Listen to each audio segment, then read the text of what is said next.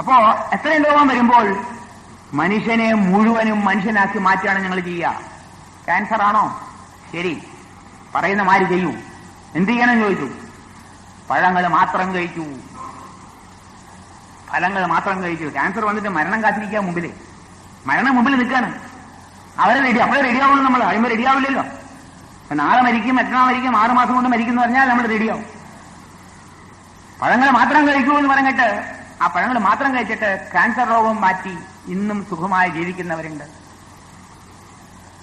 മാറിക്കഴിഞ്ഞാൽ പിന്നെ എന്നും പഴമല്ലാട്ടോ, ഒരു നേരം ഊണ് കഴിക്കാം. മാറുന്നവരെ പഴങ്ങൾ മാത്രം. ക്യാൻസർ രോഗം, എയ്ഡ്സ് രോഗം മാറ്റും. ഞാൻ ആദ്യത്തെ ദിവസം പറയുണ്ടായി, ഒരു ഹെപ്പറ്റൈറ്റിസ് ബി എന്ന് പറഞ്ഞ രോഗം മാറ്റാനായിട്ട് 1 മാസം പിടിച്ചോളൂ. ഒറ്റ മാസം. 7 കൊല്ലമായിട്ട് കഷ്ടപ്പെടുന്ന ഒരു രോഗി വന്നു നമ്മളുടെ ഇവിടെ വന്നിട്ടുണ്ട്. ഹെപ്പറ്റൈറ്റിസ്, അതായത് ക്രോണിക് മഞ്ഞപ്പിത്തം, അതും 4-5 മാസം കൊണ്ട് മാറി. 8 കൊല്ലമായിട്ട് അയാൾ കഷ്ടപ്പെട്ട് നരകിക്കുക. അയാൾക്ക് വേണ്ടാത്ത മരുന്നും കൊടുത്തു. പാവം, അയാൾക്ക് അപസ്മാരത്തിന്റെ മരുന്നാ കൊടുത്തിരുന്നത്. പാവപ്പെട്ട മനുഷ്യൻ, ഒരു കൊച്ചു പയ്യൻ അപസ്മാര രോഗം എടുത്തിട്ടാണ് ഈ മഞ്ഞപ്പിത്തം മാറ്റാൻ നോക്കിയത്. അപ്പൊ ഞാൻ പറഞ്ഞു, അയ്യോ ഇത് അപസ്മാരത്തിന്റെ രോഗം മരുന്നാണല്ലോ, ഫിനോബാർബിറ്റോൺ, അത് ഇതിന് കൊടുത്തേ. അപ്പൊ ഡോക്ടർ പറഞ്ഞു ഇതേ ഉള്ളൂ എന്ന് പറഞ്ഞു. 3 കൊല്ലം കഴിച്ചാ പറഞ്ഞു. ഇതാണ് അവസ്ഥ ഇന്നത്തെ കാലത്ത്. അതും മാറി. അപ്പൊ ഇങ്ങനെ 3 നേരവും പഴം കഴിച്ചാൽ ഒരു രോഗമില്ലാത്ത അവസ്ഥ വരും. മാത്രമല്ല മഹാരോഗങ്ങൾ മാറുകയും ചെയ്യും. ഇതൊക്കെ അനുഭവങ്ങളാണ് കേട്ടോ, വിഷമിക്കായിരിക്കും. ക്യാൻസർ രോഗം വന്നിട്ട് ഒരു പെൺകുട്ടി വരികയുണ്ടായി. 30 വയസ്സായ പെൺകുട്ടിയാണ്. സാർ, എനിക്ക് 5 മാസമേ ജീവിക്കാൻ അവകാശമുള്ളൂ ഡോക്ടർ പറയുണ്ടായി. എന്താന്ന് ചോദിച്ചു. ഞാൻ പറഞ്ഞു, എന്നെ എന്തിനാ പേടിപ്പിക്കണേന്ന് ചോദിച്ചു. എന്നെ പേടിപ്പിക്കണെന്തിനാന്ന് ചോദിച്ചു. എന്താ എന്നെ പേടിപ്പിക്കണേ? എന്താണ് എന്റെ രോഗം? ക്യാൻസറോ? ആര് പറഞ്ഞു ക്യാൻസറാന്ന്? ഡോക്ടർ പറഞ്ഞു. ആട്ടെ നോക്കാം. ഡോക്ടറേ പറഞ്ഞുള്ളൂ, വേറെ ആരും പറഞ്ഞില്ലല്ലോ, അതിനപ്പുറം ഇല്ലല്ലോ. ബ്ലഡ് ക്യാൻസറാന്ന് പറഞ്ഞു. ഓഹോ, അതിലും വലിയ രോഗമാണല്ലേ. ശരി, ആ സ്ത്രീ, എനിക്കൊരു മകനുണ്ട്, മകളുണ്ട്, ഹസ്ബൻഡ് ഇല്ല. ഈ കുട്ടിയെ എനിക്ക് രക്ഷിക്കണം, അവനെ വളർത്തിയെടുക്കണം, ആ ആഗ്രഹമുണ്ട്. ആ മാതൃവാത്സല്യം വളരെ മുന്തി നിന്നിരുന്നു ആ കുട്ടിക്ക്. ഞാൻ പറഞ്ഞു, ഒരു കാര്യം ചെയ്യൂ, എന്തും ചെയ്യാൻ തയ്യാറാണ് സാറേ എന്ന് പറഞ്ഞു. ശരി, നാളെ മുതൽ പഴങ്ങൾ മാത്രം കഴിക്കൂ, കരിക്കും വെള്ളവും കുടിക്കൂ, പച്ചക്കറികളും പച്ചയായിട്ട് കഴിക്കൂ, കുറച്ച് ക്യാരറ്റും തക്കാളിയും വെള്ളരിക്ക പച്ചയായിട്ട് തിന്നു, നാളികേരം ഇഷ്ടംപോലെ തിന്നാൻ പറഞ്ഞു. വേറെ ഒന്നും വേണ്ട, കുറച്ച് പച്ചമരുന്നും പറഞ്ഞു കൊടുത്തു. മരുന്നില്ലെങ്കിൽ ആർക്കും ഇഷ്ടാവില്ലല്ലോ, പച്ചമരുന്ന് വേണമല്ലോ എല്ലാവർക്കും. മരുന്നില്ലാതെ രോഗം മാറില്ലല്ലോ. 6 മാസം കഴിഞ്ഞേ വന്നോളൂ. 5 മാസം കഴിഞ്ഞോ പഴയ ഡോക്ടറിലേക്ക് അപ്പൊ എന്തൊക്കെയല്ല വന്നേ. ആ പഴയ ഡോക്ടർ പറഞ്ഞു, നിങ്ങൾക്ക് നിങ്ങളുടെ ബ്ലഡ് ക്യാൻസർ മാറിയല്ലോ എന്ന് പറഞ്ഞു. തുള്ളി ചാടി ആ സ്ത്രീ, ആ പെൺകുട്ടി. അയ്യോ, ബ്ലഡ് ക്യാൻസർ മാറി? അതെ, ഇനി നിങ്ങൾ മരിക്കില്ല കേട്ടോ. ആദ്യം മരിക്കുന്നു പറഞ്ഞ ആളാ. 5 മാസം കഴിഞ്ഞാൽ നിങ്ങൾ വന്നപ്പോ അങ്ങനെ പേടിച്ചു. എന്താ പറ്റി, എവിടുന്നാ വരണാ ഇരിക്കണേ? യമലോകത്തു നിന്നാണോ വരണേന്നാണോ ഇരിക്കണേ? വരില്ല എന്ന് പറഞ്ഞാൽ നീ എന്നാ 2ാമതും വന്നേക്കണോ? ആ സ്ത്രീ ഇന്നും ജീവിക്കുന്നു, 10 കൊല്ലായി. അപ്പൊ മനുഷ്യന്റെ ആഹാരം, യഥാർത്ഥമായ ആഹാരമാണ് ഫലങ്ങൾ, പഴങ്ങള്, നട്ട്സ്, അണ്ടിവർഗ്ഗങ്ങൾ. അതിന് നാളികേരവും പെടും, കപ്പലണ്ടി ആവാം, പിന്നെ കശുവണ്ടി ഉണ്ട്. കൊല്ലത്ത് കശുവണ്ടി ഉണ്ടല്ലോ ധാരാളം അല്ലേ? കശുവണ്ടി ഉണ്ട്, പിന്നെ ബദാമുണ്ട്.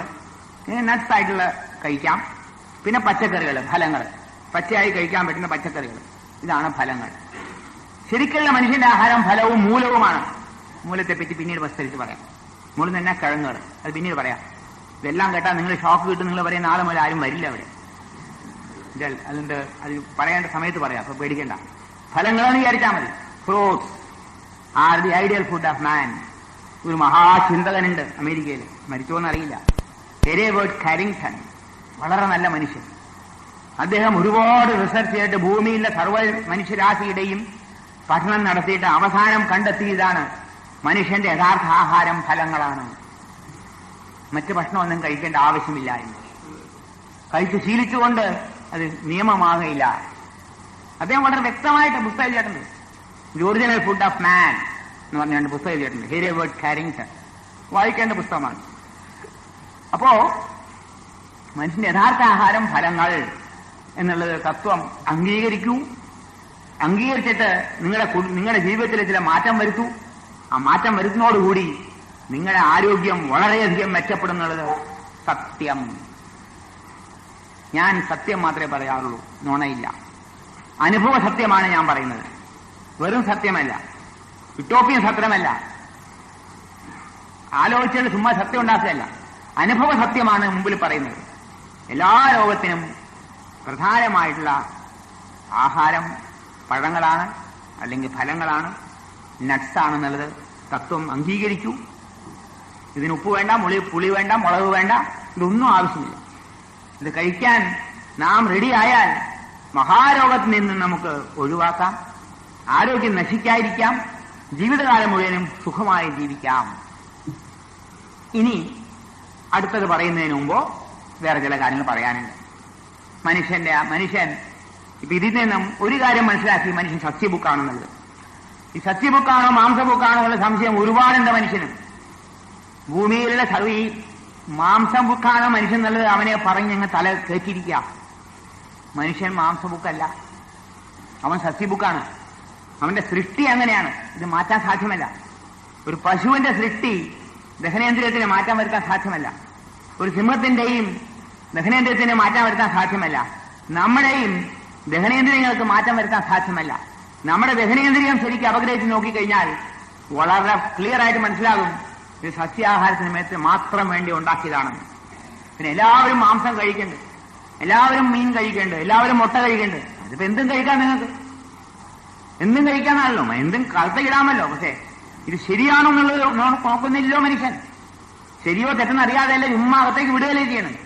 പിന്നെ അത് ശീലിച്ചു കഴിഞ്ഞാൽ അത് ശരിയെന്ന് സ്ഥാപിക്കാൻ പോലും മനുഷ്യൻ മുമ്പോട്ട് വരും, തർക്കിച്ചിട്ട് ശരിയാണെന്ന് സ്ഥാപിക്കാനായിട്ട്. അതായത് നമ്മൾ അതും കൂടെ ഞാൻ പറഞ്ഞു തീർത്തേക്കാം. മനുഷ്യന്റെ യഥാർത്ഥ ആഹാരം മാംസമല്ല എന്നുള്ളത് ഒരുപാട് തെളിവുകളുണ്ട് അതിന്. ആ കഷ്ടം തന്നെയാണ് കേട്ടോ. ഒരു പശുവിന്റെ ആഹാരം പുല്ലാന്നുള്ളതിന് അതിനെ പിടിച്ചു നിർത്തിയിട്ട് അതിനെ സമാധാനിപ്പിക്കേണ്ട ഒരു ഗതികേടുണ്ടോ? പശു നിന്റെ ആഹാരം പുല്ലാണ് പുല്ലാണ് പുല്ലാണ് പറയേണ്ട ആവശ്യമേ ഇല്ല. സിംഹത്തിനോടും പറയേണ്ട ആവശ്യമില്ല. പക്ഷെ മനുഷ്യന്റെ എന്തെല്ലാം പറഞ്ഞ് കൺവിൻസായാലും പിന്നെ അവൻ ആർഗ്യം അല്ല എന്ന് പറയും. ശാസ്ത്രീയമായിട്ട് പറഞ്ഞാൽ പോലും പിന്നെ അവൻ ആര് തർക്കിക്കാനാ വരും മുമ്പോട്ട്. ഈ തർക്കം എന്നുള്ളത് കൂടപ്പുറപ്പാ മനുഷ്യന്റെ. തർക്കവും സംശയവും എപ്പോഴും ഉണ്ട്, ഉണ്ടാവും. ഞാൻ ഇല്ലെന്ന് പറയണില്ല. ഇപ്പൊ നമ്മളൊക്കെ പല പ്രശ്നവും പോയി ശീലിച്ചതുകൊണ്ട് ആ തർക്കം വരികയാണ് ചെയ്യുന്നത്. വാസ്തവത്തിൽ മനുഷ്യ ശരീരം സൃഷ്ടിച്ചേക്കുന്നത് എങ്ങനെയാണെന്ന് മനസ്സിലാക്കണം. ഭൂമിയിൽ രണ്ട് ജാതി ജന്തുക്കളുണ്ട്, സസ്യബുക്കായിട്ടുണ്ട്, മാംസബുക്കായിട്ടുണ്ട്. ഇവർ രണ്ടുപേരുടെയും സൃഷ്ടിക്ക് വ്യത്യാസമുണ്ട്, രണ്ടിനും വ്യത്യാസമാണ്, വളരെയധികം വ്യത്യാസമുണ്ട്. അത് ഗജാന്തരം എന്ന് പറയും. ഒരു പശുവിനെ സൃഷ്ടിച്ച ആ സൃഷ്ടിയല്ല സിംഹത്തിന്റെ സൃഷ്ടി, വളരെ വ്യത്യാസമുണ്ട്. അപ്പൊ സിംഹത്തിന്റെയും പശുവിനെയും എടുത്തിട്ട് അവരുടെ ആ ശരീരം മുഴുവനും മനസ്സിലാക്കി കഴിഞ്ഞാൽ അതും മനുഷ്യനെയും കൂടി താരതമ്യപ്പെടുത്തുമ്പോൾ വ്യത്യാസം വരുന്ന കാണുന്നുണ്ട്. ഇപ്പോ ഭൂമിയിലുള്ള എല്ലാ മാംസബുക്കുകളായിട്ട് മൃഗങ്ങളും ഉറങ്ങുന്ന പകലാണ്, രാത്രി ഉണർന്നിരിക്കും. ഒരൊറ്റ മൃഗവും പട്ടിയും പൂച്ചയും പോലും നിങ്ങളുടെ വീട്ടിൽ അത് പകൽ ഉണർന്നിരിക്കുന്നത് ഭക്ഷണം കിട്ടാൻ വേണ്ടി, അപ്പൊ അല്ലെങ്കിൽ അത് പട്ടിണി അതുകൊണ്ടാണ്, അല്ലെങ്കിൽ ഉറങ്ങിക്കോളൂ. അതിന്റെ ആഹാരം അവർ രാത്രി മുഴുവൻ ഉണർന്നിരിക്കും, പകൽ ഉറങ്ങും. സിംഹവും അതെ, പശു, ആട്, പോത്ത മുതലായ ജന്തുക്കള് രാത്രി കിടന്നുറങ്ങും, പകൽ ഉണർന്നിരിക്കും. മനുഷ്യൻ രാത്രി ഉറക്കം ഒളിക്കാമെന്നുള്ള സങ്കല്പം കൊണ്ട് മാംസം തിന്നാൻ വേണ്ടി ഉറക്കൊളിക്കേണ്ട ആവശ്യമൊന്നുമില്ല. ഉറക്കൊളിക്കാൻ എത്ര ദിവസം? ഒരു ദിവസം ഉറക്കൊളിക്കാം, അതുകൊണ്ട് മാംസം തിന്നാം, അങ്ങനെയല്ല. ആ ഉറക്കൊളിക്കാൻ സാധ്യമല്ല. മനുഷ്യൻ ഉറങ്ങേണ്ട രാത്രിയാണെന്ന് എല്ലാവർക്കും അറിയാം. രാത്രി ശരിക്കും ഉറങ്ങിയില്ലെങ്കിൽ ഭയങ്കര വിഷമാണ്. ഉറക്കൊളിച്ചെങ്കിൽ പിറ്റേ ദിവസം മുഴുവനും വളരെയധികം ക്ഷീണവും വരും.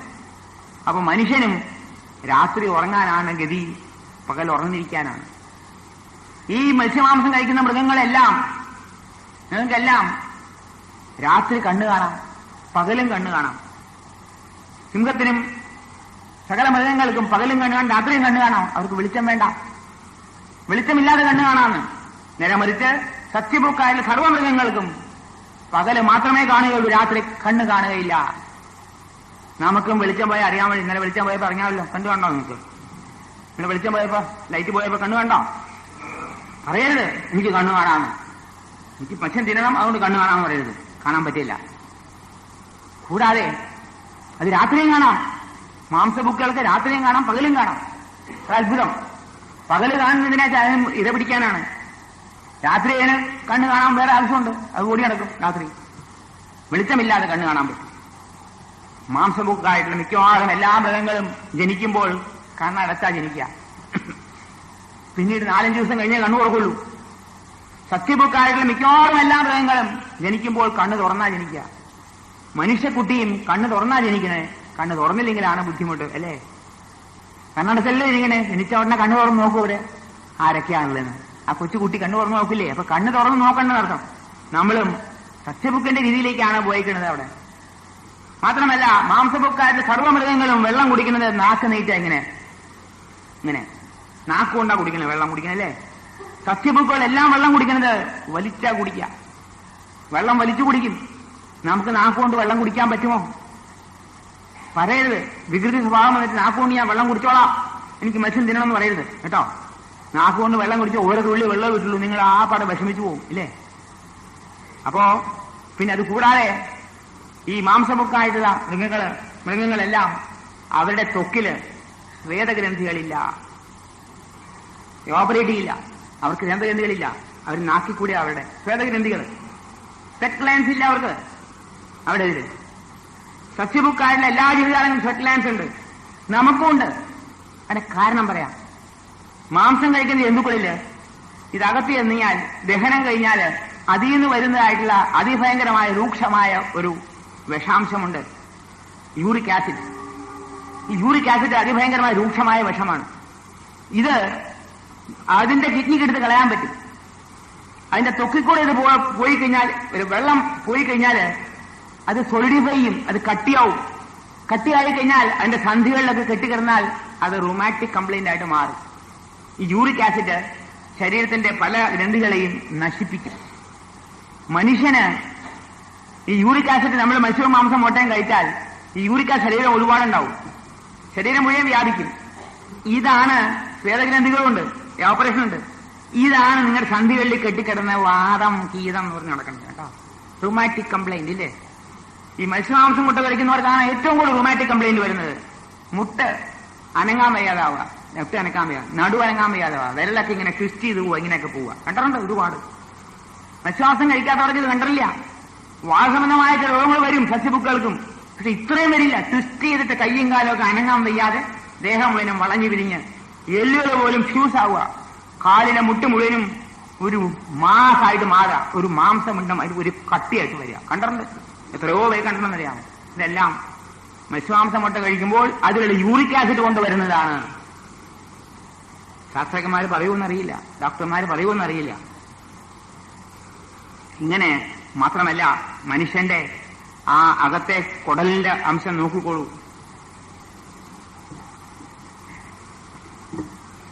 കുടലിന്റെ നീളം, മൃഗങ്ങളുടെ കുടലിൽ നീളമുണ്ട്, അതിന്റെ പുറത്തുള്ള വ്യത്യാസമുണ്ട്. ഈ വായ മുതൽ ഇവിടം വരെയുള്ള പുറത്തെ അളവും അകത്തുള്ള അളവും. അകത്ത് ഒരുപാട് നീളമുണ്ട്. നമുക്ക് 32 അടി നീളമുണ്ട് കുടലിന്. സിംഹത്തിനും പശുവിനും ഉണ്ട് അളവ്. അപ്പൊ ഈ പുറത്തുള്ള അളവുണ്ടല്ലോ, അതായത് ഈ പുറത്തെ അംശം